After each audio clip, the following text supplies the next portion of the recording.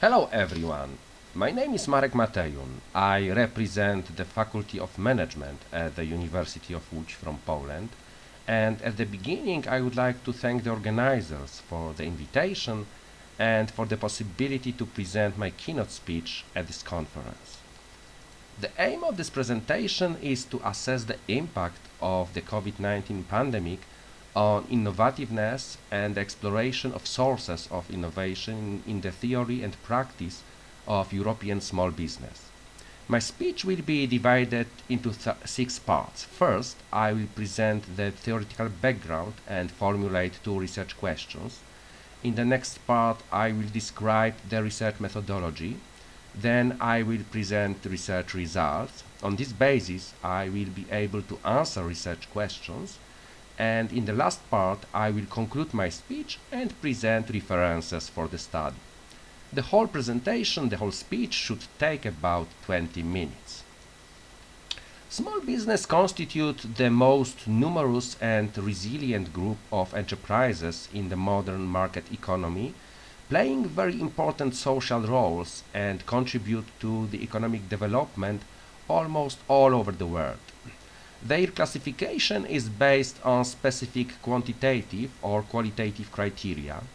An example is the uniform formal definition of micro, small and medium-sized enterprises formulated by the European Commission, which takes into account three main criteria. First, average annual employment, second, annual turnover, and third, balance sheet total. Given the entrepreneurial nature of small business, innovativeness, understood as the ability to successfully implement innovations into market practice, becomes an important factor for its competitiveness. A variety of approaches to understanding, defining, classifying, and measuring innovation are formulated in the literature. An interesting approach to defining innovation is presented in Oslo Manual. According to it, an innovation is a new or improved product or process that differs significantly from the unit's previous products or processes and that has been made available to potential users or brought into use by the unit. On this basis, Oslo Manual defines two basic types of innovation: product innovation, including goods and services, and business process innovations, including production of goods or services, distribution and logistics, marketing and sales, and other types of innovations.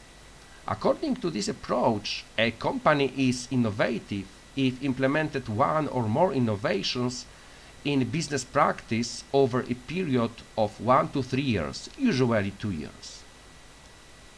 The results of many previous studies indicate that innovation significantly and positively affects small business performance, as well as competitiveness and competitive advantage of small business. It is simultaneously conditioned by many internal and external factors. A recent significant factor affecting small business innovation has been the COVID-19 pandemic, causing far-reaching social and economic impacts worldwide. The literature recommended that SMEs respond to the crisis by using creative approaches to problems to obtain entrepreneurial opportunities for increased innovation. This leads directly to the formulation of the first research question. So, how has the COVID-19 pandemic affected small business innovation? Next very important factor for small business innovation are sources of innovation. In previous literature we can find two main groups of these sources. First, external sources, including customers, suppliers, strategic partners, competitors, universities and research and development institutions, specialized meetings, for example, fairs, conferences, seminars, cooperation with consulting institutions, imitation of external solution in the form of benchmarking, for example, and purchases of ready-made solutions such as machinery, equipment, or technological lines. The second group are internal sources, which usually include the company's owners and managers employees, and the outcomes of companies' own research and development units. Another interesting source of innovation is the open innovation model, in which the development of innovation is carried out using external resources with the participation of internal resources. As a result, the innovation implementation processes use internal and external ideas, opportunities, pathways to resources and markets. Confidence in sources of innovation can be undermined under conditions of crisis such as the COVID-19 pandemic. At the time, maintaining relationships with particular sources is a sign of small business resilience, enabling more effective recovery in post-crisis conditions. This leads directly to the formulation of the second research question. How has the COVID-19 pandemic affected the sources of innovation used by small business? To answer research questions, I conducted own survey research on a random sample of 758 innovative SMEs.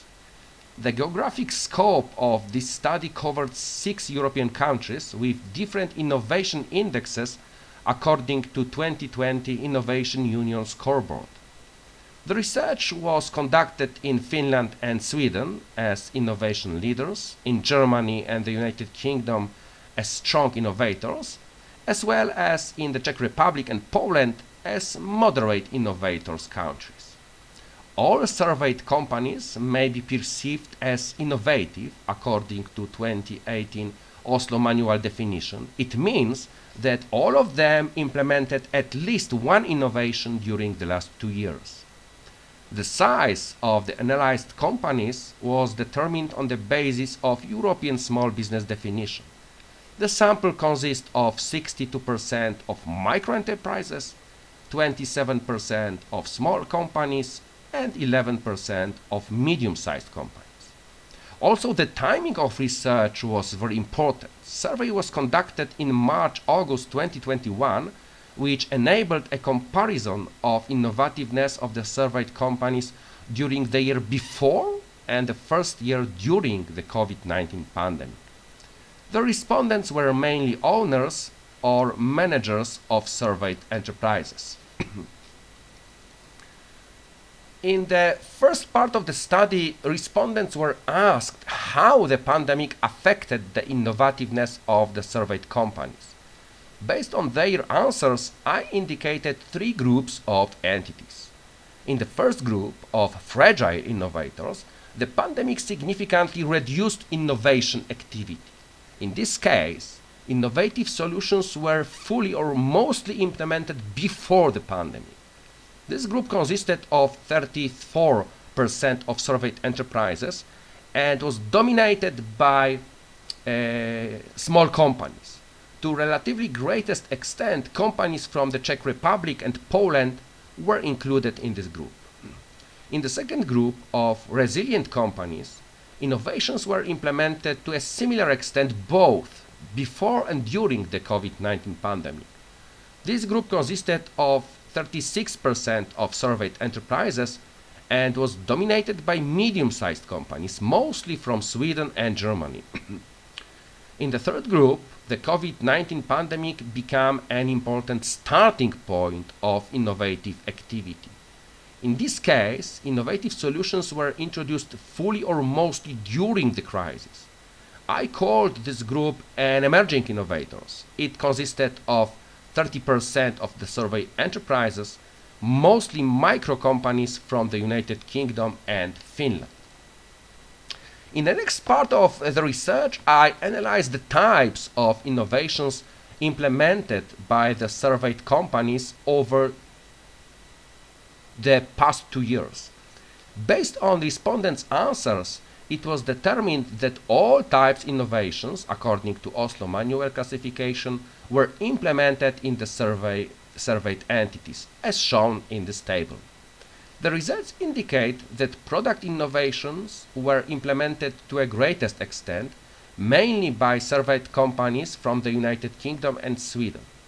Very popular were also innovations in communication systems, implemented mainly by companies from Germany and the Czech Republic, and process innovations in production and services provision, implemented mainly in the Czech Republic and Poland. In contrast, innovative logistic solutions were implemented to the smallest extent by only 19% of surveyed companies, primarily from the Czech Republic and Finland. The COVID-19 pandemic contributed to a significant increase in innovations in the area of administration and management, up to 45% versus 26% before the pandemic. Market innovation, up to 46 versus 33% before the pandemic, and the extent of implementation of innovative solutions in communication systems, up to 49% versus 37% before the pandemic. On the other hand, the crisis caused by the pandemic contributed to a slight reduction in process innovation in manufacturing and service delivery, down to 36% versus 41% before the pandemic. In the next part of the study, I analyzed sources of innovation used by surveyed companies.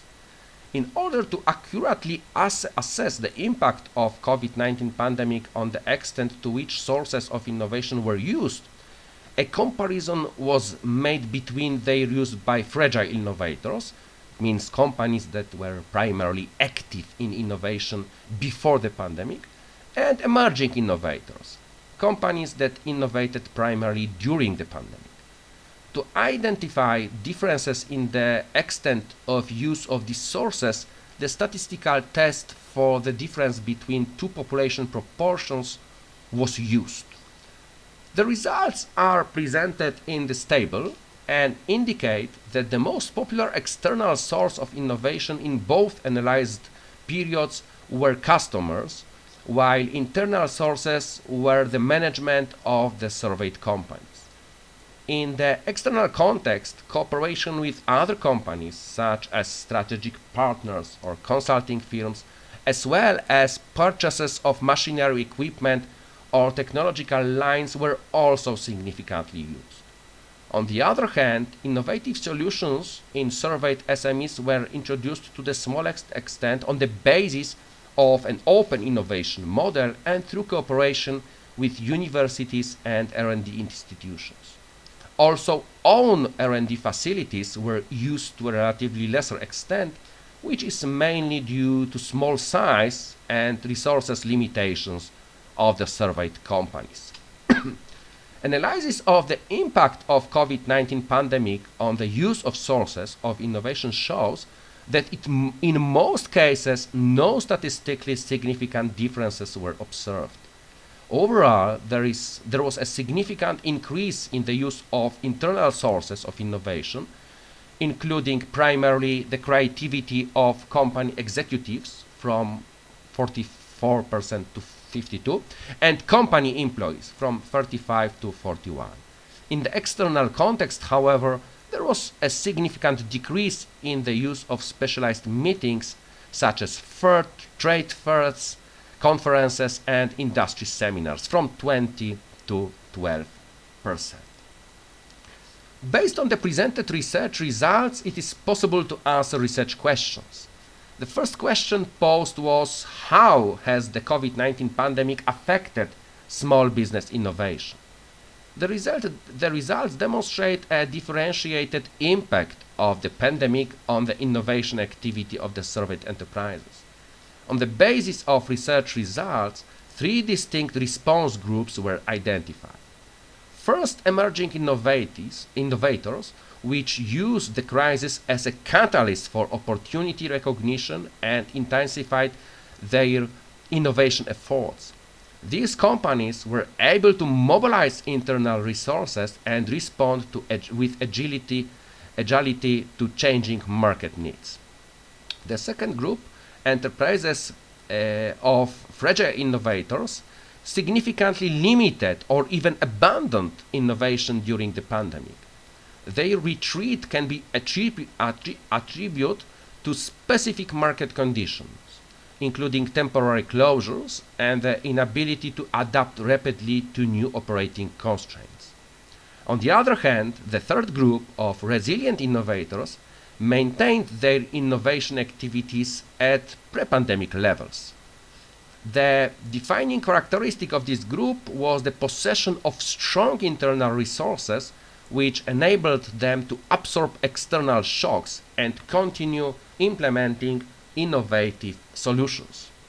The results also indicate that companies from strong innovators and innovators leaders countries made relatively better use of the situation resulting from the COVID-19 pandemic to implement innovations than SMEs from moderate innovators countries. The second question posed was, how has the COVID-19 pandemic affected sources of innovations used by small business? As a result of the COVID-19 pandemic, the surveyed companies began to use internal sources of innovation to a significantly greater extent. The focus was primarily on inspiration from the company's management and employees. The use of own research and development facilities has also increased slightly, but it is used to a relatively small extent, which is mainly due to resources limitations of the surveyed enterprises. Overall, the use of external sources remained unchanged. Significant differences were observed only in the case of limiting the use of specialist meetings as inspiration for innovative activities. This was primarily due to lockdowns conditions, which limited various types of meetings and industry events such as first conferences, workshops, and seminars. The results therefore indicate a high level of resilience of the surveyed companies in terms of using trusted sources of innovation under disruptive socio-economic conditions. A positive increase in trust in internal sources of innovation was observed. Thanks to it, the surveyed companies strengthened their internal potential, which may contribute to the development of innovation in the future. It is also clear that the surveyed companies tried to maintain positive relationships with external sources of innovation. Thanks to it, they will continue to have a good pro-innovation potential during the period of recovery after the crisis caused by the COVID-19 pandemic. The presented study offers an original and novel scientific contribution to the understanding of innovative behaviors in small business during times of socio-economic disruption, especially in the context of COVID-19 pandemic. The research highlights how such extreme external shocks affect not only the level of innovation, but also the nature of relationship that small enterprises establish with both internal and external sources of innovation. The findings also enrich the theoretical discourse by offering insights into how small business adapt their innovation strategies under crisis conditions. This includes both the reconfiguration of internal capabilities and the dynamic engagement with external partners such as customers, suppliers, research institutions, and strategic collaborators. When analyzing presented results, it is necessary to take into account the limitations of the conducted research.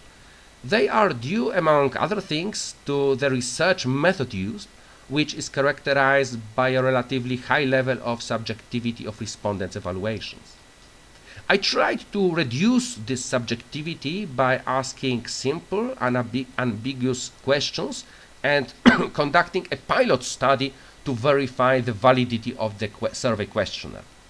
The limited geographic scope of the study, covering 6 selected countries, is also a weakness. I tried to limit this weakness by selecting countries with different levels of innovation index values of national innovation systems, which made it possible to obtain data embedded in different socio-economic contexts. At the same time, the importance of the issue undertaken indicates the need for continued research. Interesting prospective research problems may include the assessment of the effectiveness and/or efficiency of the use of individual sources of innovation in the implementation of innovative solutions in small business. On the methodological side, however, it would be valuable to undertake longitudinal studies and in-depth case studies allowing a deeper understanding of relationships between small business and selected sources of innovation in the long term. That concludes my speech. Here you can see all the references used in this presentation. If you need, you can pause the presentation for a moment to get more details. And that brings us to the end. Thank you very much for your attention. If you have any comments or questions, I would be happy to open up the discussion. Thank you so much.